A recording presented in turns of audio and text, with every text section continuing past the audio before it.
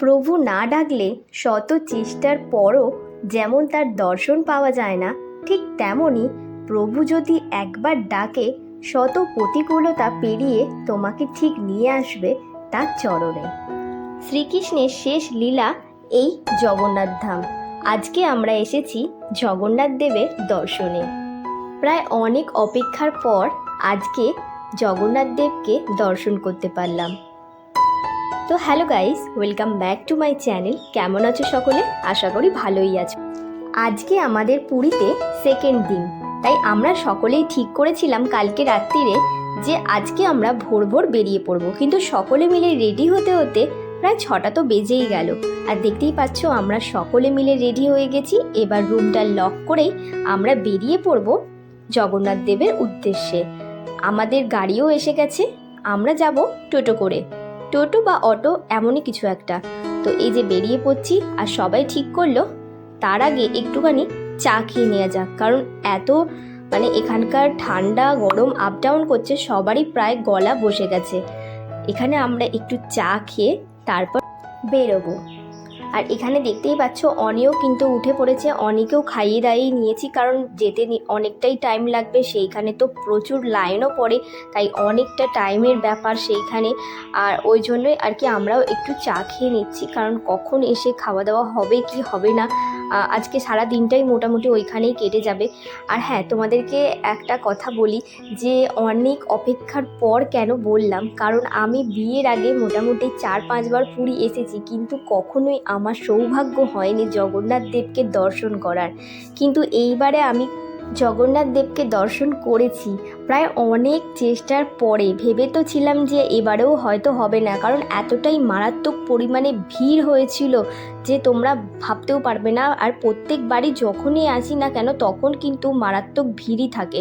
আর দেখতে পাচ্ছ তোমাদের সাথে কথা বলতে বলতে চলে এলাম একদম জগন্নাথ দেবের মন্দিরের সামনে। তো এইখানে এলেই কেন জানি না মনটা পুরো শান্ত হয়ে যায়। যত আমাদের জীবনের যত প্রতিকূলতা আছে সব কিছু যেন কেটে যায়। তো অনেক বছর পরই এখানে এলাম। আর এখানে এখন আমরা খুঁজছি যে কোনটা দিয়ে আর কি ঢুকলে একটু লাইনটা কম হবে। তো আমরা চেষ্টা করছিলাম দক্ষিণ দিক দিয়ে ঢোকার, কারণ দক্ষিণ দিক দিয়ে সবসময় লাইনটা একটু কম থাকে। তোমরাও চেষ্টা করবে দক্ষিণ দিক দিয়ে লাইনটাতে যাওয়ার। আর তার আগে তো ফোনটা জমা দিতে হবে, ব্যাগ সব কিছুই জমা দিতে হবে। তো যতটুকু পারছি ততটুকু তোমাদের দেখানোর চেষ্টা করছি, তো এইটুকানি দেখানোর চেষ্টা করছি। আর এখানে একটা পুরাণ কথা কথিত আছে, শ্রীকৃষ্ণের পুরো দেহ পুড়ে গেলেও তার হৃদয় প্রজ্বলিত অবস্থায় ছিল। পাণ্ডবরা তার হৃদয়টিকে ভাসিয়ে দেয়, আর সেটা ভাসতে ভাসতে এই পুরীর উপকূলে এসে পৌঁছায়। আর দেখো, তোমাদের সাথে কথা বলতে বলতে আমাদের জগন্নাথ দেবকেও দর্শন করা হয়ে গেছে। আর এসে আমরা এখানে ড্রেস চেঞ্জ করে একটু রেস্ট নিচ্ছি।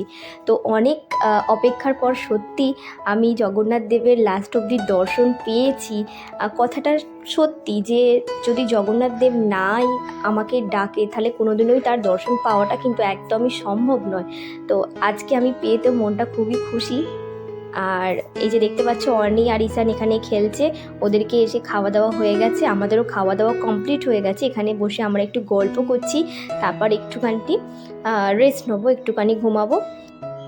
আর আমরা কেমন রুমে আছি সেটাও তোমাদেরকে দেখিয়ে দিই। দেখো, এইখানে আমরা এই রুমটাতে আছি, আমরা মোটামুটি 4 জন করে একটা রুমে আছি, দেখতেই পাচ্ছ এখানে। আর রুমটা খুব একটা বেশি বড় নয়, আবার খুব একটা ছোটও নয়। আর আমাদের রুমটা এসি ছিল, কিন্তু আমরা খুব একটা বেশি এসি চালাইনি। তো চলো, আজকের ভিডিওটা এখানেই শেষ করলাম। আবার দেখা হচ্ছে আমাদের নেক্সট ব্লগে। ততক্ষণ তোমরা ভালো থেকো, সুস্থ থেকো। আর আজকের মতো টাটা, বাই বাই।